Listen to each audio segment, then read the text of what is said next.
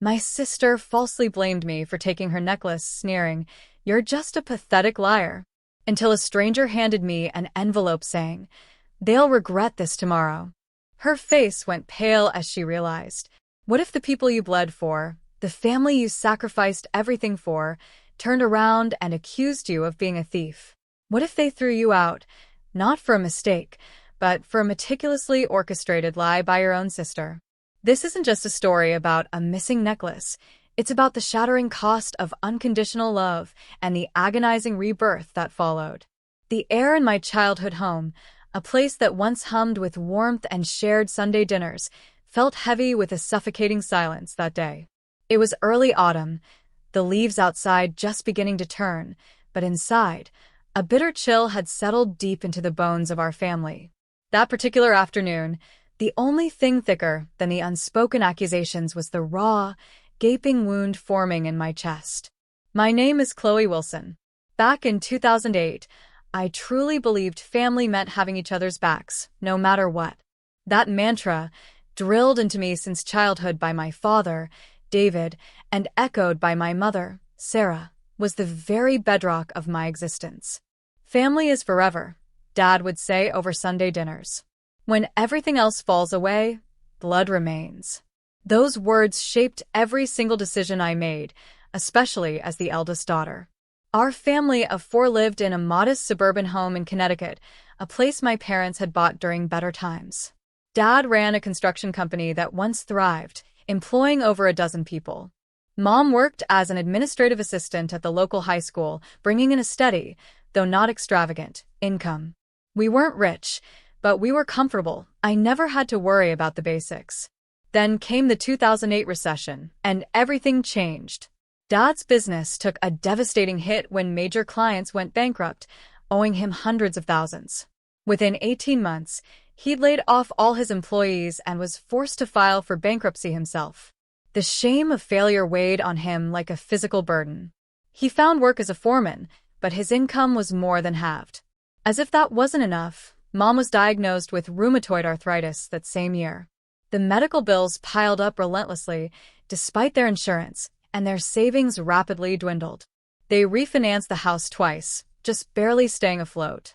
By the time I graduated college in 2018, they were barely making ends meet, though they desperately tried to hide the true extent of their struggle from my sister, Sophia, and me. Sophia is 7 years younger than me. While I witnessed our family's financial decline firsthand, understanding the gravity of our situation, she remained largely sheltered from these harsh realities. My parents, Dad especially, were determined that at least one of their daughters would have a normal childhood. This meant that while I worked part-time jobs and used secondhand textbooks throughout high school and college, Sophia always had new clothes, the latest phone models, and even a brand new car for her 16th birthday. I never resented Sophia for this. It wasn't her fault our parents chose to shield her. But it did create a fundamental difference in how we viewed money and responsibility. I became thrifty and self-reliant, while Sophia developed an expectation that her needs and wants would always be met without much effort on her part. After graduating with a degree in computer science, I was incredibly fortunate to land a job at a booming tech company. My starting salary was good, and I quickly proved my value, earning 3 promotions in as many years. By 25, I was pulling in a 6-figure salary as a senior developer, with stock options that significantly boosted my net worth. I bought a small, modern apartment just 20 minutes from my parents' home, establishing myself as financially independent. It was during a casual visit home 3 years ago that I truly discovered just how dire my parents' financial situation had become. Mom and Sophia were out shopping, and Dad received a call he took in the garage. Curious about his hushed, strained tone, I quietly followed. What I overheard gutted me. He was pleading with the mortgage company for an extension on a late payment. After he hung up, I found him sitting in his old pickup truck, head in his hands, silently weeping. That moment changed everything. When I confronted him, his pride initially made him defensive, but eventually, the raw truth poured out. They were 3 months behind on their mortgage. Mom's medical bills had created substantial debt, and they'd been using credit cards to cover basic expenses for months. The final blow? Sophia's acceptance to an expensive private university with a staggering $45,000 annual tuition. They had promised her they would cover it, unwilling to disappoint her or admit they simply couldn't afford it. That night, I made a decision that would unknowingly alter our family dynamics forever. I offered to help temporarily with some bills until they got back on their feet. Dad reluctantly agreed, but with one crucial condition: Sophia must never know. It would crush her to learn we're struggling, he insisted. And your mother, she'd be humiliated if the neighbors found out we needed help from our daughter. What started as helping with some bills quickly expanded. Within 6 months, I was paying their entire mortgage, all utilities, property taxes, and most of Mom's medical expenses. When Sophia started college, I took on her full tuition payments as well. All told, I was contributing over $70,000 annually to keep my family afloat, nearly 2/3 of my take-home pay. Despite living 20 minutes away in my own apartment, I visited at least twice weekly, bringing groceries I'd claim were on sale or extras from work events. I helped Dad with house repairs on weekends, drove Mom to medical appointments, and even helped Sophia with her programming homework when she struggled in her introductory CS course. Last Christmas, I watched as my parents gave Sophia the latest MacBook Pro, supposedly from them.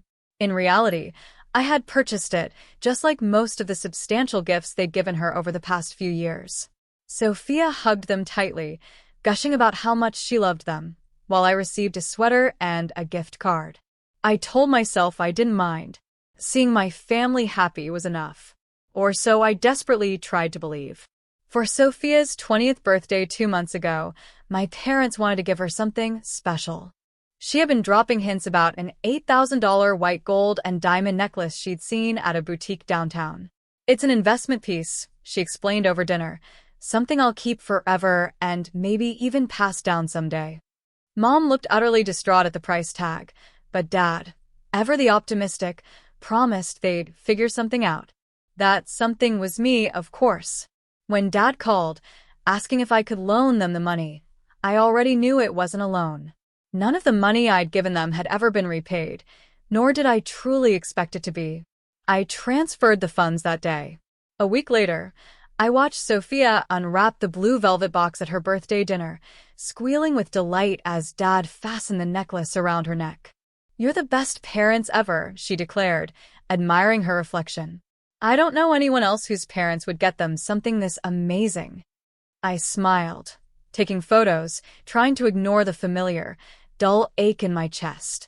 Part of me clung to the hope that one day they would acknowledge all I had done, that my sacrifices would eventually be recognized and appreciated. That fragile faith kept me going, even as the balance in my own savings account dwindled, while Sophia's social media filled with photos of spring break trips and shopping sprees, funded, indirectly, by me. I never imagined that necklace would become the catalyst for destroying the very family I had sacrificed so much to preserve. Sunday dinners at my parents' house were a sacred tradition. No matter how busy our weeks got, we all made an effort to be there at 6 sharp. Mom would spend the afternoon cooking something special, Dad would open a bottle of wine, and for a few precious hours, we could pretend we were still the happy, financially stable family we had once been. That particular Sunday started like any other. I arrived early to help Mom prepare her specialty chicken enchiladas with homemade salsa verde. Dad and Sophia were watching a basketball game in the living room, occasionally cheering or groaning depending on the score. Everything felt normal until halfway through dinner, when Sophia suddenly put down her fork. "Has anyone seen my necklace?" she asked, her hand instinctively touching her bare throat. "The diamond one for my birthday. I was going to wear it tonight, but couldn't find it in my jewelry box." Mom suggested. "Did you check your dresser? Sometimes you leave things there when you're in a hurry." Sophia shook her head emphatically. "I always keep it in the blue velvet box. It's too valuable to leave out." "When was the last time you wore it?" I asked, genuinely concerned. I knew how much that necklace meant to her, regardless of who had actually paid for it. "Last weekend at Jessica's party," she replied. "I had definitely put it back in its box when I came home." Dad's brow furrowed. Are you sure? You were pretty tipsy when you got back from that party. I wasn't that drunk, Sophia protested. And I specifically remember putting it away because I was worried about losing it. Dinner was temporarily abandoned as we all helped search for the missing necklace. I followed Sophia to her bedroom, helping her check every drawer and surface. We looked under the bed, in pockets of clothing, even in the bathroom where she might have taken it off while getting ready. The more we searched without finding it, the more agitated Sophia became.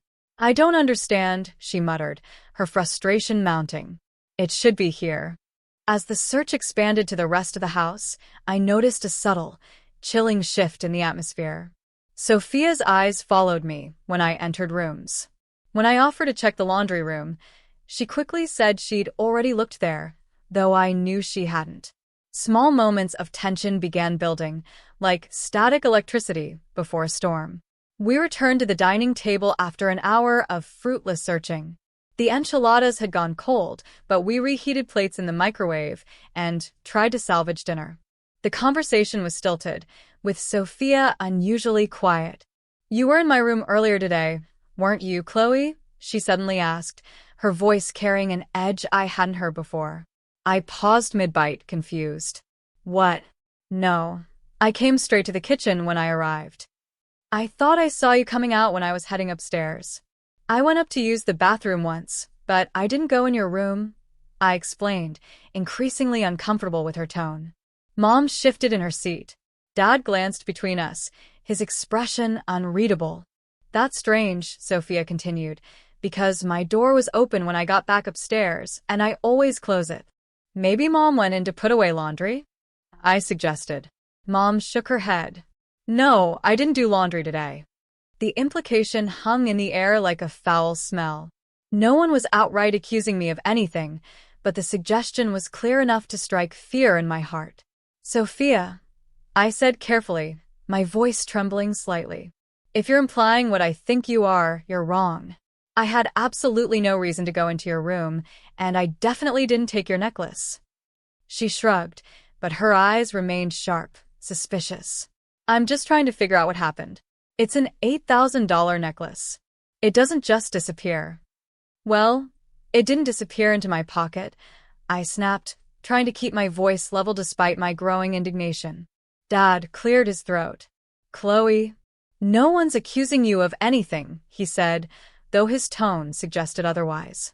But you have to admit, it's a bit of a coincidence that the necklace goes missing on a day you visit. I visit twice a week, every week, I replied, stunned that he would even entertain the idea. Are you seriously suggesting I would steal from my own sister? Of course not, Mom interjected weakly, though she wouldn't meet my eyes. We're all just concerned. The remainder of dinner passed in an uncomfortable, agonizing silence. I offered again to help search, but Sophia declined, saying perhaps it would turn up on its own. The implication was clear. Once I left, maybe the necklace would mysteriously reappear. I drove home that night with a knot of dread tightening in my stomach. For the first time, I felt like an outsider in my own family. The people I had sacrificed so much for had just casually considered me capable of theft. It hurt more deeply than I wanted to admit. Around midnight, my phone buzzed with a text from Sophia. Just so you know, I've looked everywhere. It's definitely not in the house. I stared at the message, a cold chill creeping over me. Before I could decide how to respond, another text came through. If you took it as some kind of joke, it's not funny anymore. Just give it back, and we can forget about it. I typed and deleted several responses before finally sending. I didn't take your necklace, Sophia. I would never do that to you. I hope you find it soon. Her reply was almost instantaneous. Whatever. Just know Mom and Dad are really upset. Sleep completely eluded me that night as more messages arrived, each more accusatory than the last. By morning, it seemed my sister had fully convinced herself I was a thief. And based on her texts, my parents weren't far behind in that belief. What had started as a simple missing item had somehow morphed into a referendum on my character. And apparently I was failing. The next morning, I woke to several missed calls from both my parents. Rather than returning them immediately, I decided to drive over and address the situation in person. If there was a misunderstanding, surely we could clear it up face to face. I still clung to the belief in our family's ability to communicate rationally, despite the gnawing uneasiness from the previous night. When I arrived at my parents' house around 10 o'clock, the atmosphere was noticeably tense. Mom was washing dishes with unusual vigor, barely acknowledging my greeting. Dad sat at the kitchen table, his face grim, the newspaper untouched beside his coffee. "Where's Sophia?" I asked, trying to sound casual, despite my heart pounding. "Upstairs," Dad replied curtly. "She's been turning her room upside down all morning looking for that necklace." I took a deep breath. "Look, I understand everyone's upset, but I need to make it absolutely clear that I had nothing to do with its disappearance." Before Dad could respond, Sophia appeared in the doorway. Her expression was a chilling mixture of anger and what looked almost like triumph. "Then how do you explain this?" she demanded, holding up her empty blue velvet jewelry box. "I found it in your old bedroom, shoved under the bookshelf." I stared at her, genuinely bewildered. "That's impossible. I haven't been in that room in weeks." "Well," Dad said, standing up, his voice hardening with an aggressive edge I rarely heard directed at me. "The box didn't walk there on its own. Chloe, if you're in some kind of financial trouble, you should have come to us instead of doing something like this." The irony of his statement was so profoundly cruel, I almost laughed a bitter, hollow laugh. Me in financial trouble? When I was the one keeping their entire household afloat? "Dad, this is ridiculous. I don't need money, and I certainly wouldn't steal from my own sister." "Then how did the box get in your room?" he demanded, his voice rising. "It's not my room anymore. I haven't lived here in years. Anyone could have put it there, including Sophia," I added, the implication clear, daring her to deny it. Sophia gasped dramatically. "Are you saying I planted it? Why would I do that?" Mom finally turned from the sink, her face pale. "Please, let's not fight. I'm sure there's an explanation." "Yes, there is," Dad thundered, his voice reaching a new pitch. "The explanation is that someone took that necklace, and the evidence points to Chloe." I felt my face flush, with a mix of searing anger and profound hurt. "What evidence? An empty box that could have been placed by anyone? That's not evidence, Dad. That's a setup." "Why would anyone want to set you up?" Dad challenged, his eyes narrowed. "I don't know. Why would I want to steal a necklace when I make more than enough money to buy my own, if I wanted one?" Throughout this heated exchange, I noticed something odd about Sophia's behavior. While she appeared distressed when my parents were looking at her, I caught a different expression when their attention was elsewhere, a slight curl of satisfaction at the corner of her mouth, quickly masked when she realized I was watching. "Let's check the security camera," I suggested, a desperate last resort. My parents had installed a basic security system last year, with a camera covering the front porch and driveway. It would show if anyone left the house with something. Dad nodded stiffly, and we gathered around his laptop as he pulled up the footage from the previous day. We watched my arrival at 4 o'clock, empty-handed except for a bag of groceries. Various angles showed nothing suspicious throughout the evening. When I left around 9 o'clock, I carried out only my purse and phone. The footage wasn't particularly high quality, but it was clear enough to see I hadn't taken a distinctive jewelry box. She could have put it in her purse. Sophia insisted, clutching at straws. "My purse isn't big enough to fit that box without being obviously misshapen," I countered, utterly exhausted. "Maybe you took just the necklace then," she pressed. "It would fit in a pocket." Dad rubbed his temples. "Chloe, if you needed money, you could have sold it. $8,000 would solve a lot of problems." The conversation was becoming increasingly absurd, a twisted hall of mirrors. While they continued speculating about my potential financial motives, my phone buzzed with a payment reminder. Ironically, it was for their mortgage due in 3 days. Out of habit, I authorized the payment right there, on the spot. $3,000 transferred from my account to cover their housing for another month. No one noticed. As I performed this act of unwavering family support, even while being accused of theft. "I didn't steal any necklace," I said, putting my phone away. I'm financially stable. Everyone has problems, Mom said softly, her voice barely a whisper. Even successful people get into trouble sometimes. I stared at her, the hurt a physical blow. She, too, seemed to believe I was capable of this. Mom, I haven't taken anything. I wouldn't. Then why was the box in your room? Dad demanded again, as if repetition would somehow change the facts. I told you I don't know. But there are plenty of explanations that don't involve me being a thief. As the accusations continued, I noticed Sophia typing on her phone, a slight smirk visible for just a moment. A terrible thought began forming in my mind. Was it possible she had deliberately engineered this situation? But why? Why would she want to drive a wedge between me and our parents? Look, I said finally, my patience completely worn thin, my voice hollow. I understand the necklace is valuable and you're upset it's missing, but I've spent my entire life being honest and reliable. I've always been there for this family. Does it really make sense that I would suddenly decide to steal from you? Dad's expression hardened, his eyes cold and distant. People change, and sometimes we don't know someone as well as we think we do. Those words cut deeper than he could possibly know. After everything I had sacrificed, after all the support I had provided without recognition or thanks, my character was being questioned based on nothing but circumstantial evidence and my sister's insidious accusations. I think you should leave until we figure this out, Dad said, his voice flat and final. Your mother is upset, and your presence is just making everything worse. I looked to Mom for support, but she averted her eyes, silently accepting Dad's decision. Sophia stood in the background, and for a split second, I caught that expression again. Not sadness or confusion, but pure, unadulterated satisfaction. As I gathered my things to leave, a profound sense of injustice washed over me, heavy and suffocating. This wasn't just about a missing necklace anymore. It was about trust, respect, and the painful, gut-wrenching realization that despite everything I had done, my family would choose to believe the worst of me based on flimsy evidence. Walking to my car, I noticed Sophia watching from her bedroom window. Our eyes met briefly, and in that agonizing moment, I knew with absolute certainty this was no misunderstanding.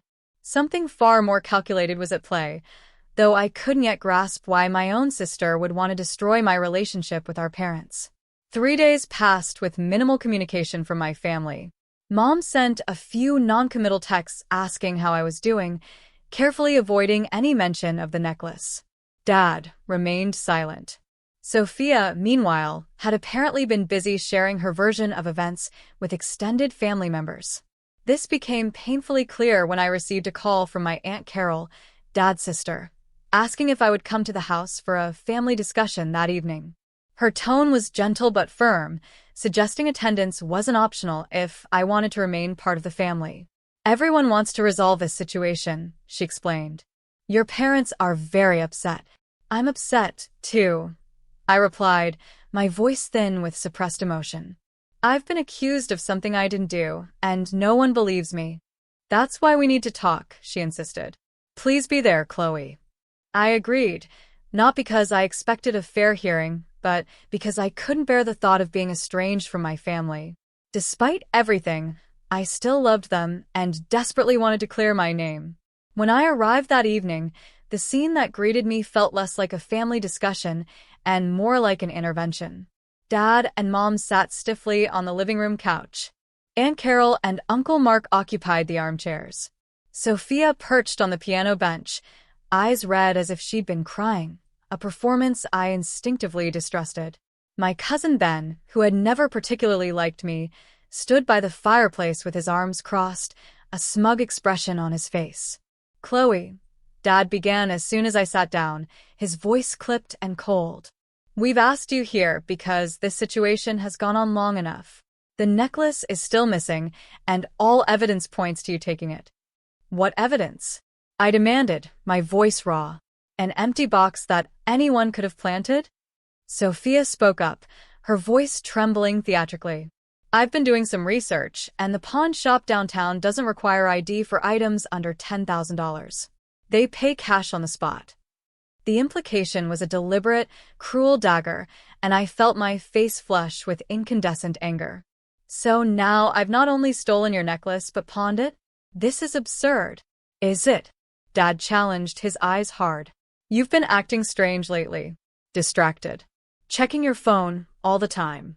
Making excuses to leave early. I almost laughed at the bitter, agonizing irony. The phone checking was to manage their bills. The early departures were to make it to my second job, which I'd taken on 6 months ago to help cover Sophia's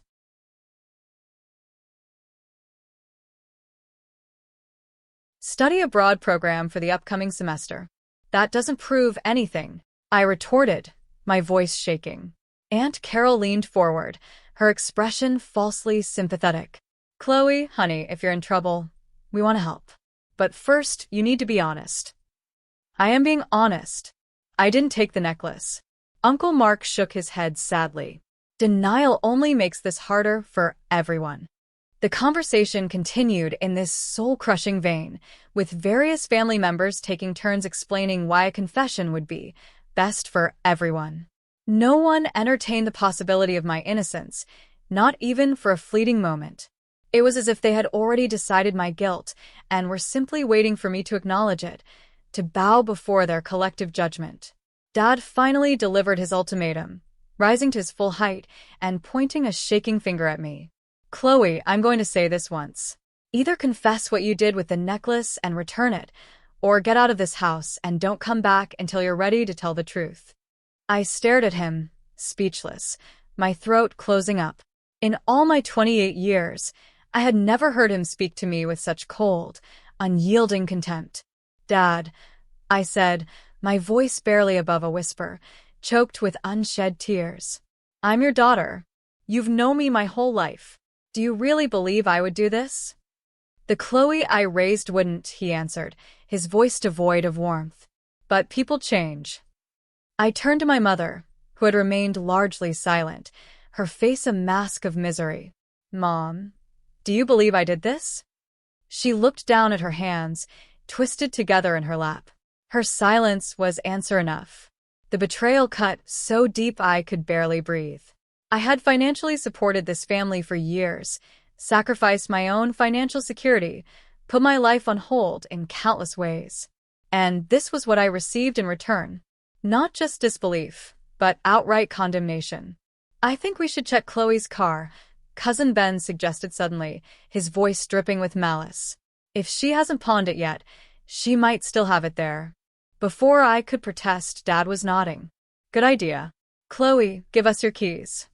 This is ridiculous, I cried, but found myself handing over my keys anyway, unwilling to appear uncooperative and further cement their suspicions. We all trooped outside to where my car was parked in the driveway. Dad unlocked it and began searching, while the rest of the family watched like a jury. He checked under the seats, in the glove compartment, and finally moved to the trunk. When he opened it, I heard several gasps. There, partially visible under a reusable grocery bag, was the distinctive blue velvet jewelry box. I stared in shock, my mind reeling. That's not. I didn't put that there. Dad picked up the box and opened it. Empty, of course. He turned to me, his expression a chilling mixture of confirmation and disappointment. Still going to deny it? Someone planted that. I insisted, my voice rising with desperate urgency. I haven't even opened my trunk in days. Convenient excuse, Ben muttered. Dad closed the trunk with a slam that seemed to echo my family's final, damning judgment. I think we've seen enough. Chloe, I want you to leave now. Don't contact us until you're ready to admit what you did and make it right. Dad, please. I begged, tears now flowing freely, hot and humiliating. Someone is setting me up. This isn't fair. What isn't fair, he said coldly, his voice a hammer blow, is stealing from your own sister and lying to our faces. I raised you better than this. I looked around at the faces of my family members. Some showed anger, others disappointment or sad resignation. Only Sophia's expression seemed odd. Behind the performative tears, there was something else. Satisfaction? Relief? I couldn't quite place it, but it made my blood run cold. Mom. I tried one last time, my voice a broken whisper. Please say something. She finally looked up, her eyes wet, but her resolve firm. Just go, Chloe. Give us some time. Defeated and devastated, I gathered my purse and keys. As I was about to leave, Sophia pulled out her phone to check a notification, and that's when I saw it. In the reflection of her dark phone screen, just for an instant before she tilted it away, the unmistakable glint of her diamond necklace, partially visible beneath the collar of her sweater. The realization hit me like a physical blow. She had the necklace all along. This entire drama, the accusations, the family meeting, all of it was a deliberate setup.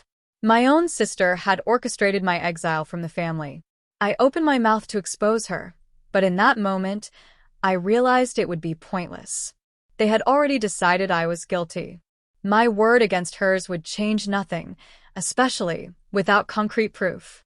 I walked to my car in silence, feeling their eyes burning into my back. As I drove away from the house I had financially supported for years, tears blurred my vision so badly I had to pull over a block away. Alone in my car, I finally allowed myself to break down completely, sobbing until my throat was raw and my eyes burned. The betrayal was absolute. Not just the false accusation, but the gut-wrenching knowledge that my sister had deliberately engineered my downfall, and worse, that my parents, who I had sacrificed so much to support, had chosen to believe the worst of me without a moment's hesitation. When I finally made it back to my apartment, I sat in darkness for hours, replaying every agonizing moment of the past few days, trying to understand how my relationship with my family could disintegrate so completely. Around midnight, my phone buzzed with a text from Sophia. Hope you're happy now. You've upset everyone. The sheer audacity of her message, after what she had done, crystallized something within me. This wasn't just about a necklace. It was about years of imbalance, of unacknowledged sacrifice, of enabling destructive family dynamics. Something had to change, and it was clear now that I would have to be the one to change it. I woke the next morning feeling oddly calm. The emotional storm of the previous night had passed, leaving behind a clarity I hadn't experienced in years. I made coffee, opened my laptop, and began a systematic review of my financial situation. For the first time, I created a comprehensive spreadsheet detailing every single dollar I had contributed to my family over the past 3 years. Mortgage payments, $108,000 utilities, approximately $12,600 property taxes, $22,500 mom's medical bills, $47,800 Sophia's tuition and expenses, $151,200 miscellaneous support, groceries, car repairs, gifts roughly $35,000. The grand total made me physically ill, $377,100 over 3 years. More than $250,000. Enough for a substantial down payment on a house, enough to have fully funded my retirement accounts, enough to have fundamentally changed the trajectory of my own financial future. The spreadsheet also revealed uncomfortable truths about my current situation. My savings had dwindled to less than 2 months of living expenses. I had been making minimum payments on my own credit card to free up cash for my family's needs. My 401k contributions had been reduced to capture just the company match, far less than financial advisors recommended for someone my age. In short, I had been sacrificing my own financial health and future security for a family that had just accused me of theft and thrown me out of their lives. Around noon, I called Janet Perez, a financial advisor I had consulted briefly when I first started earning substantial money. She agreed to see me that afternoon, and I brought my spreadsheet and supporting documentation to her office. Chloe, she said, after reviewing the numbers, her expression a mixture of concern and disbelief, this level of financial support is unsustainable. It's admirable that you wanted to help your family, but you've put your own financial security at serious risk. I know that now, I admitted, my voice flat. But I need to understand my options going forward. Am I legally obligated to continue any of these payments? She shook her head firmly. Absolutely not. Unless you've signed contracts specifically committing to these payments, which I'm guessing you haven't, You have no legal obligation to continue financial support. These were gifts, not legally binding commitments. Even the tuition payments? There's no way they could force me to continue those.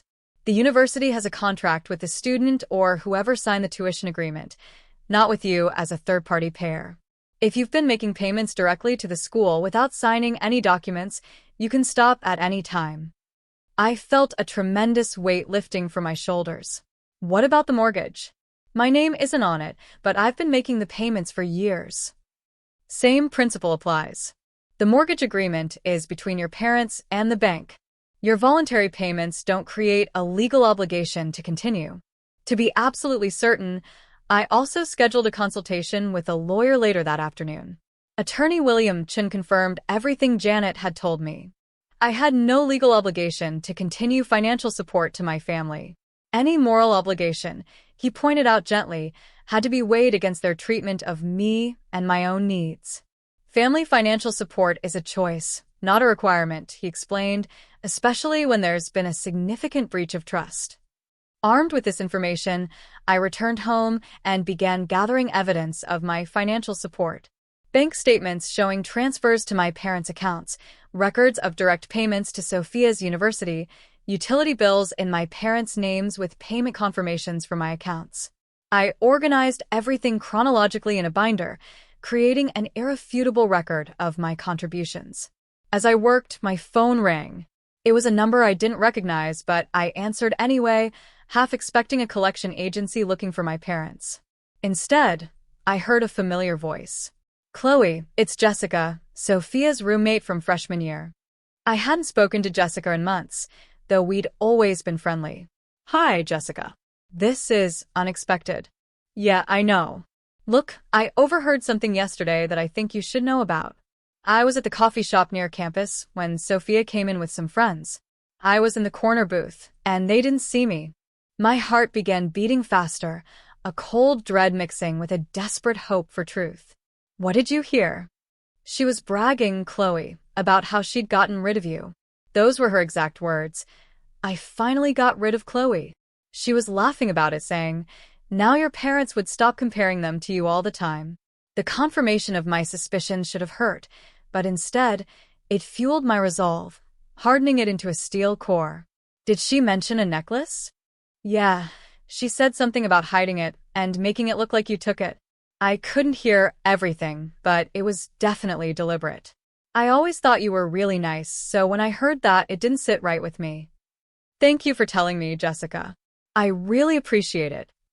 After we hung up, I sat in silence for several minutes, processing this final, damning piece of evidence. My sister's betrayal had been completely intentional, a calculated, cold-blooded move to remove me from the family picture. And my parents had been all too willing to believe the worst of me, despite years of evidence to the contrary. With newfound determination, I began systematically canceling all automatic payments related to my family. The mortgage payment scheduled for next week? Canceled. Utility auto payments? Turned off. Sophia's tuition installment for the upcoming semester? Withdrawn. For each cancellation, I documented the process and saved confirmation numbers. This wasn't just about cutting financial ties. It was about reclaiming control of my own resources and my own future. Next, I drafted a formal letter to my family. It was factual and unemotional, detailing the exact financial support I had provided over the years and informing them that, effective immediately, all such support was terminated. I included copies of key documents proving my contributions, enough to make the magnitude of my support undeniable without overwhelming them with a full binder of evidence.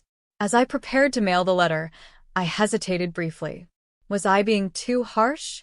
Would this cause genuine hardship, especially for my mother with her medical needs? I thought of alternatives. I could continue paying just for Mom's medical bills, perhaps, or give them a longer runway to adjust their finances.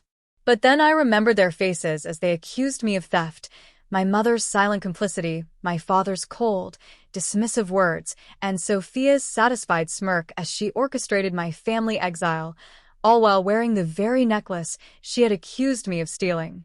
No, I decided. This clean break was necessary, not just for my financial well-being but for my emotional health as well. They had made their choice, choosing to believe Sophia's lies over my lifetime of trustworthiness. Now they would have to live with the consequences of that choice. I sealed the envelope containing the letter and supporting documents, addressed it, and placed it beside my door to mail the next morning. Then I blocked Sophia's number on my phone, though I left my parents' lines open. If they wanted to apologize, I would listen, but I wouldn't subject myself to more accusations or manipulation. That night, I slept better than I had in years. The weight of unacknowledged sacrifice finally lifted from my shoulders. My family had failed me in the most fundamental way, but I would no longer fail myself. 3 days after mailing my letter, the first call came. It was my father, his voice a mixture of explosive anger and panicked confusion. "What the hell is this, Chloe? Some kind of joke?" "It's not a joke, Dad," I replied calmly, my voice steady, surprising even myself. "Everything in that letter is true. I've been supporting this family financially for years, and this is how you've treated me in return. So, this is revenge because we called you out about the necklace?" he shouted, disbelief lacing his tone. I almost laughed at the absurdity, the sheer blindness of it all. "This isn't revenge, Dad. It's a consequence. You chose to believe I was a thief despite everything you know about me. You threw me out of the house and the family. Why would I continue paying your bills after that? We relied on that money," he bellowed, the panic clearly setting in. "Yes, you did," I said, my voice hardening. "Without ever acknowledging it. Without ever thanking me. Without ever even telling Sophia that her precious college education was being paid for by the sister she set up to look like a criminal." There was a long, stunned pause before he spoke again, his voice deflating. "What do you mean, set up?" "Sophia had the necklace all along, Dad. I saw it reflected in her phone screen the night you all confronted me. She deliberately hid it and planted the empty box to make me look guilty. And none of you, not one, considered that possibility." Another pause, longer this time, heavier. When he spoke again, his voice had lost some of its bluster, replaced by a desperate, pleading tone. "You can't just cut us off without warning. The mortgage is due next week. I know exactly when it's due, Dad. I've been paying it for 3 years. Your mother's medication is covered by insurance for the next 30 days. After that, you'll need to figure something out. Maybe sell some of those expensive gifts you've been giving Sophia with my money." "Chloe, be reasonable," he pleaded. "I think I've been more than reasonable for the past 3 years. Now, I'm being fair to myself." I ended the call and took a deep breath. It had been difficult, but nowhere near as painful as I'd anticipated. Setting boundaries, it seemed, got easier with practice. The next call came from my mother later that day. Unlike Dad, she didn't start with anger, but with tears. "Chloe, please. We just got a call from the mortgage company about a missed payment, and Sophia's university called about the tuition for next semester." "I'm sorry you're in a difficult position, Mom," I said, my voice unwavering. "But those bills are your responsibility, not mine. How can you do this to us? We're your family." The guilt trip might have worked a week ago. Now, it just clarified how conditional their love had always been. Family works both ways, Mom. When one person is accused of theft and kicked out without a fair hearing, that's not family. That's a tribunal. We were upset about the necklace. "People say things they don't mean when they're upset," she cried. "Did Dad not mean it when he told me not to come back until I confessed to something I didn't do? Did you not mean it when you sat silently while everyone condemned me? Actions have consequences, Mom. This is the consequence of yours." After she hung up, I received a barrage of texts from Sophia. Unlike our parents, she didn't bother with emotional appeals. Her messages were direct accusations, calling me selfish, vindictive, and worse. I read them without responding, noting how quickly her mask of victimhood had fallen away now that her comfortable lifestyle was threatened. 2 days later, I received a call from an unknown number. It was Sophia's university financial aid office, asking about the withdrawal of tuition payment. I explained politely that I would no longer be covering my sister's educational expenses and suggested they direct all future inquiries to Sophia or our parents. The following week brought increasing desperation from my family. Dad left voicemails, alternating between anger and attempts at reconciliation. Mom sent tearful texts about past due notices and calls from creditors. Sophia's messages became increasingly frantic as the harsh reality of her situation sank in. I maintained my boundaries through it all, responding only to direct questions and refusing to engage with emotional manipulation. It wasn't easy. Years of conditioning had taught me to put their needs before my own, to be the family fixer, the reliable one who would always step in during a crisis. Breaking that pattern required constant vigilance against my own impulse to rescue them. 3 weeks after sending my letter, I received a text from Mom asking if we could meet for coffee. I agreed, choosing a neutral location and a short time frame to minimize the potential for drama. When I arrived at the cafe, I was surprised to find her alone. I had half expected the entire family to ambush me with another intervention. She looked tired, with new lines etched around her eyes and mouth.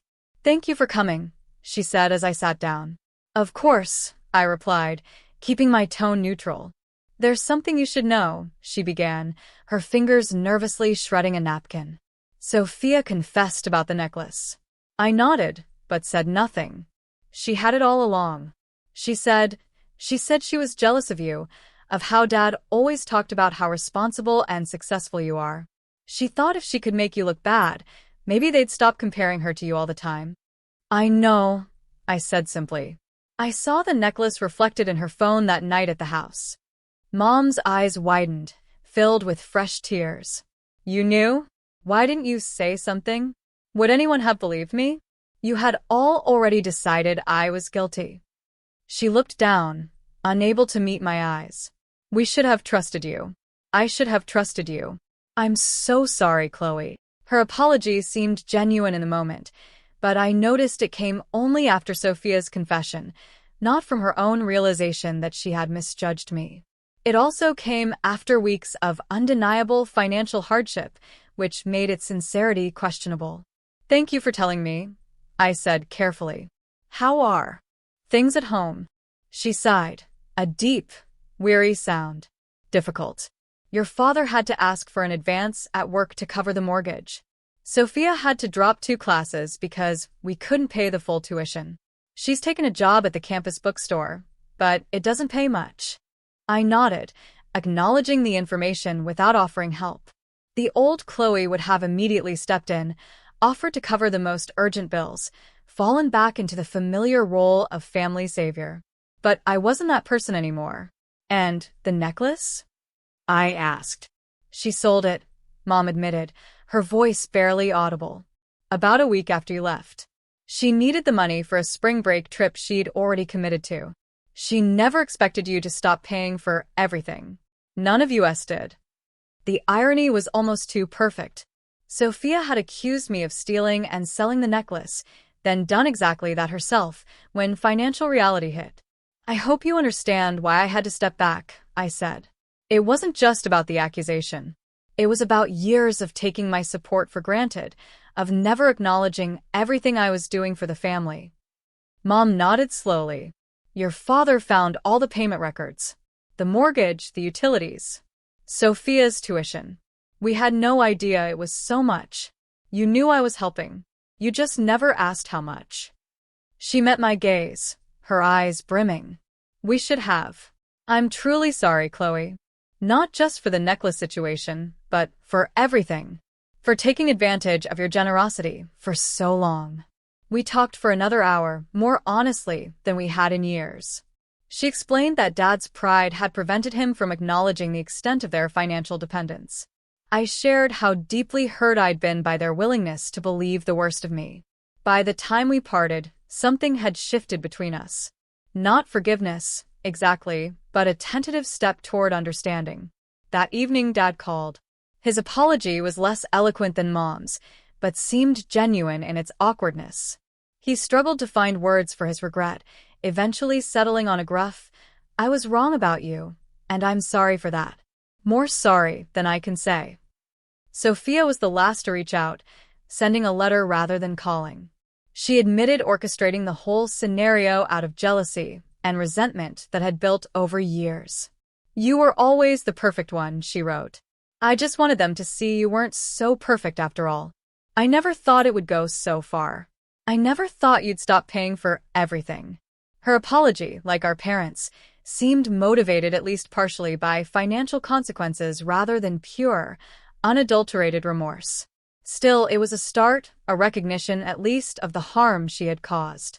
In the weeks that followed, our family began the slow, awkward process of redefinition. My parents took full responsibility for their finances for the first time in years.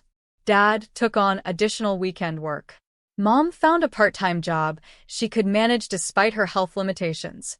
They even downsized from the family home to a smaller, more affordable apartment. Sophia reduced her course load and worked part-time to contribute to her education.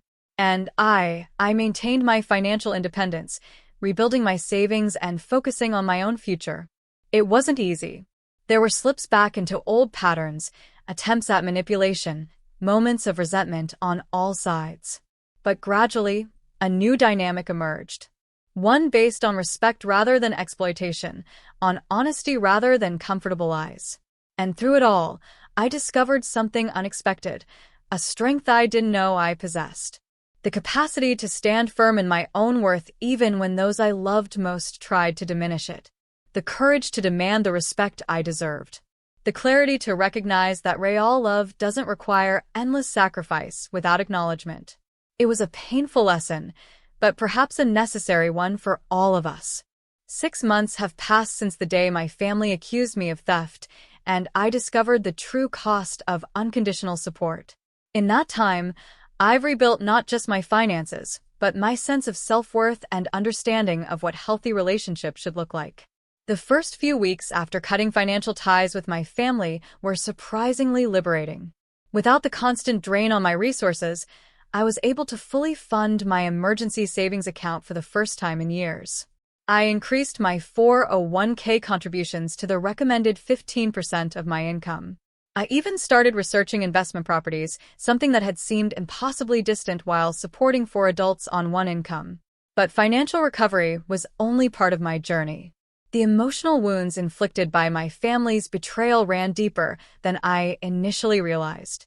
2 months after our confrontation, I started seeing Dr. Lena Thompson, a therapist specializing in family dynamics and boundary setting. "What your family did," she told me during our first session, her voice calm and empathetic, was a form of emotional abuse. "They exploited your generosity, took you for granted, and then discarded you based on a false accusation. It's natural to feel grief, anger, and confusion about that experience."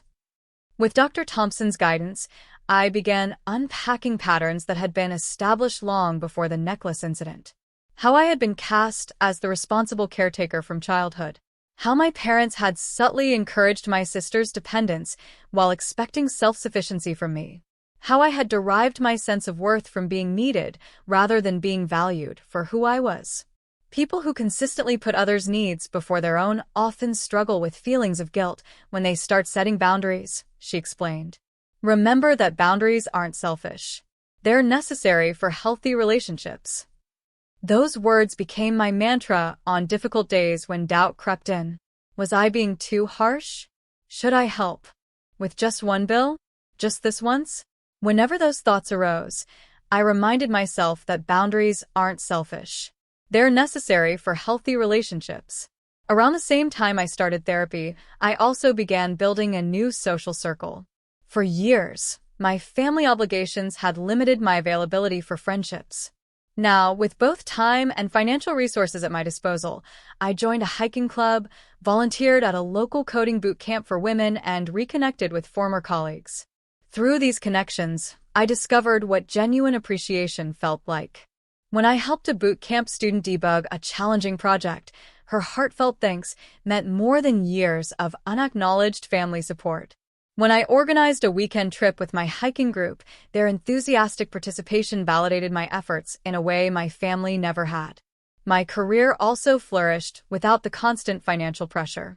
I took on challenging projects I might have previously avoided due to time constraints, earning a promotion and a substantial raise 4 months after the family confrontation. For the first time, That additional income went toward my own future, rather than supporting others who took me for granted. As for my family, our relationship evolved gradually and not without setbacks. 3 months after our confrontation, Sophia sent me a lengthy letter that felt different from her initial apology.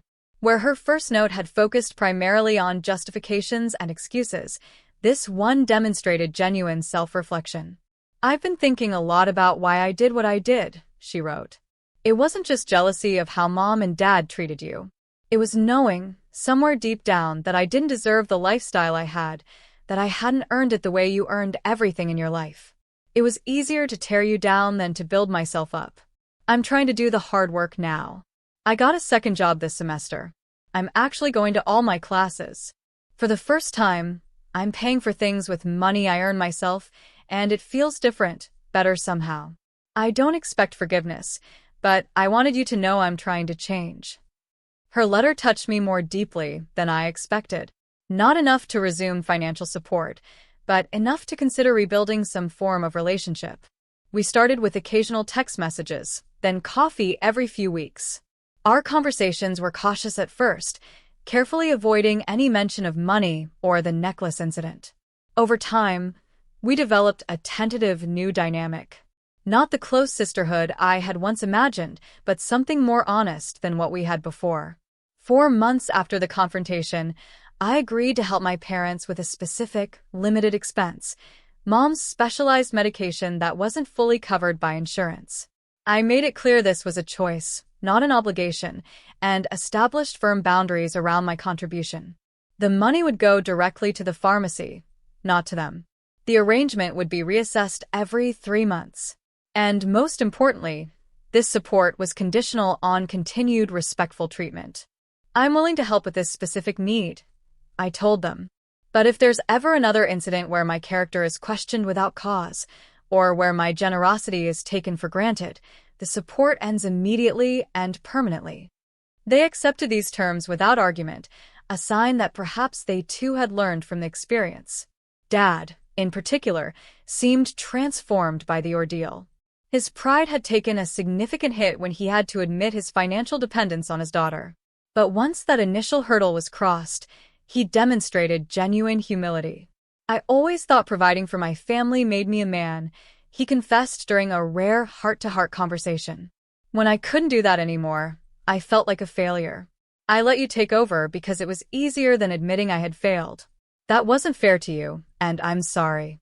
5 months after the confrontation, we attempted our first family dinner since the accusation. It was awkward at times, with conversations stalling whenever we approached sensitive topics. But there was also a new authenticity to our interactions. Without the unspoken financial arrangement underlying everything, we were forced to relate to each other simply as people, not as provider and dependent. Sophia, now working 2 part-time jobs while taking a reduced course load, spoke about her classes with newfound enthusiasm. "It feels different when you're paying for it yourself," she admitted. "I actually go to every lecture now. Funny how that works." Mom shared updates about her new part-time job at a local florist where she arranged deliveries and helped with simple bouquets. "It's not much money," she said, a small, proud smile gracing her lips. "But it feels good to contribute something." Dad talked about the community college courses he was taking to update his construction management skills. "Never too old to learn new tricks," he said with a self-deprecating smile. "Should have done this years ago instead of just complaining about how the industry changed." As I listened to them describe their new lives, I felt a complex mixture of emotions: pride in their resilience, sadness for the years wasted in unhealthy patterns, and hope for what our relationship might become. And underneath it all, a quiet confidence in my own worth that had been missing before. The journey hasn't been easy for any of us. There have been tense conversations, financial setbacks, moments of resentment on all sides. But through it all, we've moved towards something more honest and balanced than what we had before. Today, as I reflect on everything that's happened, I find myself grateful for the painful lesson that necklace incident taught me. Without it, I might have continued sacrificing my financial future indefinitely, seeking validation that would never come. I might never have discovered my own strength or learned the crucial difference between supporting others and enabling dependency. The most important thing I've learned is that true family supports each other's growth, not each other's stagnation. Real love doesn't demand constant sacrifice without recognition. And self-respect isn't selfish. It's the foundation upon which all healthy relationships must be built. If you're in a situation where your generosity is being taken for granted, where your sacrifices go unacknowledged, where your character is questioned despite your consistent actions, please know this. You deserve better. Setting boundaries isn't selfish. Standing up for yourself isn't wrong. And sometimes, the most loving thing you can do for yourself and for others is to stop enabling destructive patterns. I don't know what the future holds for my family. We're still navigating this new terrain, still learning how to relate to each other as equals rather than as provider and dependent. But whatever happens, I know I'll face it with a stronger sense of self-worth and clearer boundaries than I had before. Conclusion: this journey of betrayal and rebuilding changed everything I thought I knew about family. Have you ever had to draw a hard line with loved ones, only to find it was the kindest thing you could do for everyone involved? Or perhaps, like me, you've learned the devastating truth that sometimes the ones who claim to love you most are the ones taking advantage? Let me know in the comments below. I'm reading every single one.